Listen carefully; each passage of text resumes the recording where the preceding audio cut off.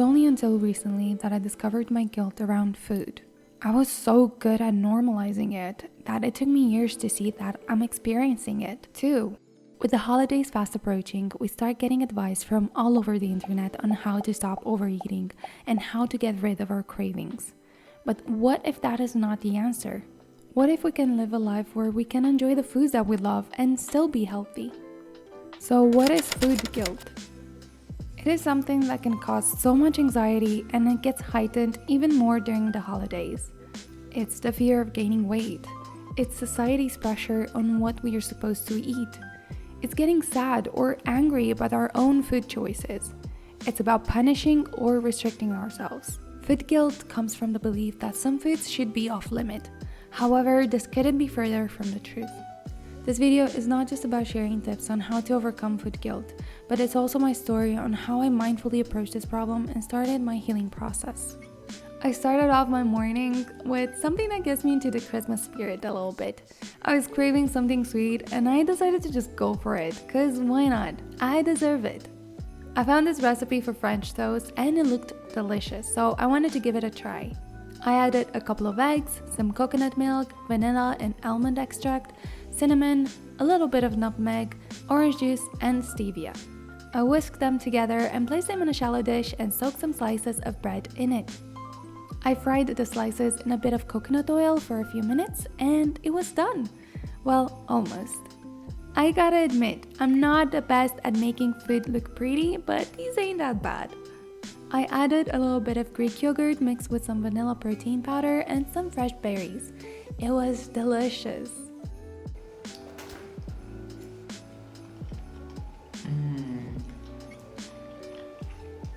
Yeah, very good. Yay! I also had a little bit of kombucha that I just recently discovered and I've been in love with ever since. I can't believe I lived until now without knowing it existed. So let's move on to tip number 1. One of the main practices that helped me heal my relationship with food is mindful eating. Observing your emotions and your hunger levels. Breathing deeply and eating slowly. This is so important.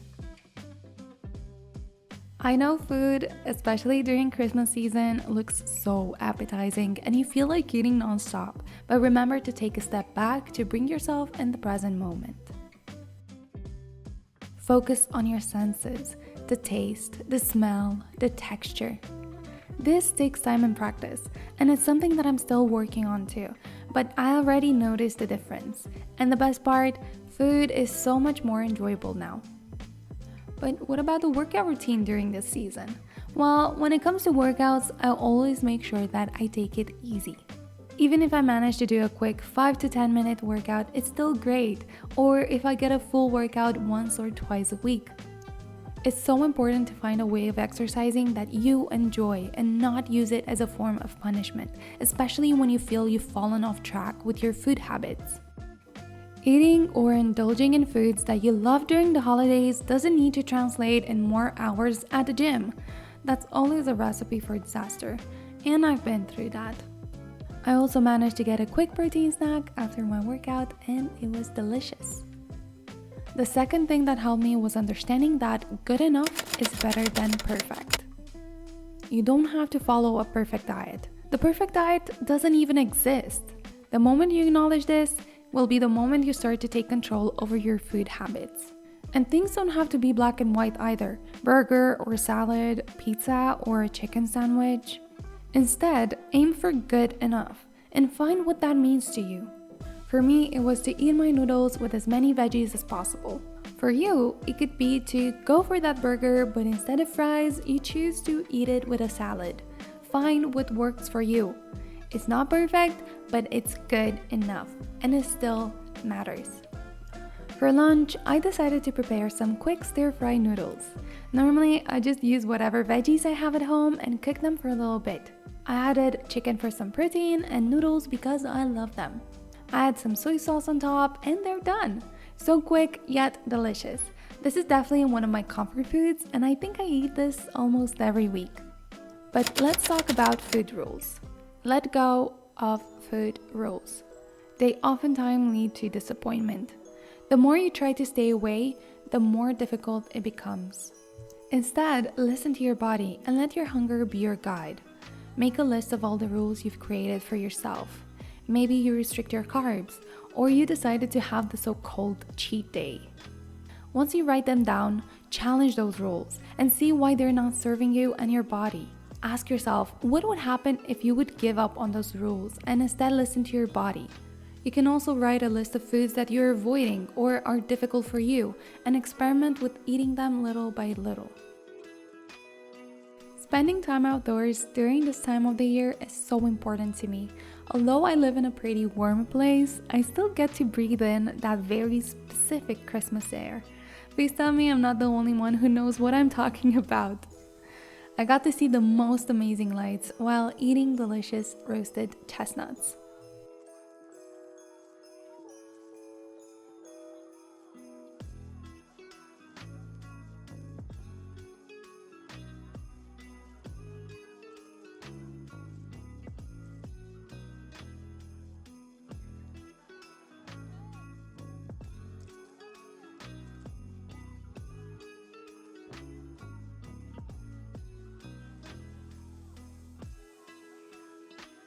After an hour or so walking around the city, we discovered a small Christmas market and this giant chestnut biscuit.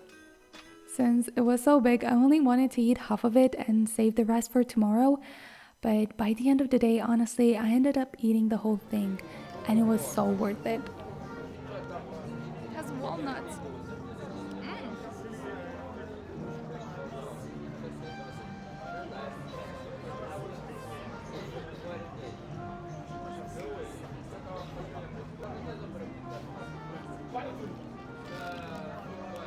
Oh, and I remembered the next tip. It's about owning your choices.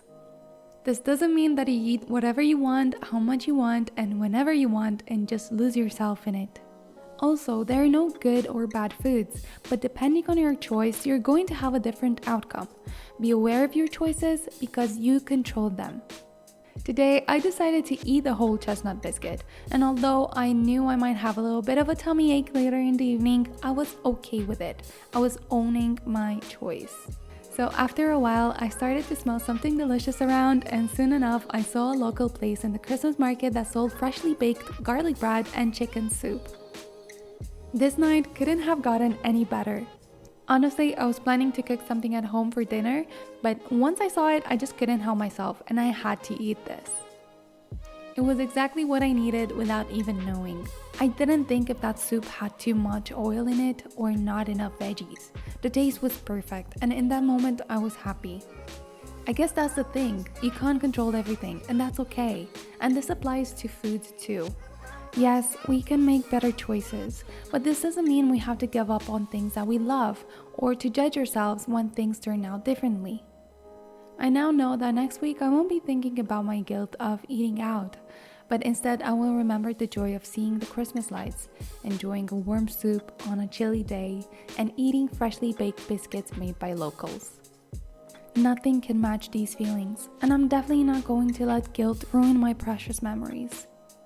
And hopefully this is something that you can do for yourself too. I realized that the more I was restricting and punishing myself, the more I was craving foods. It didn't make any sense.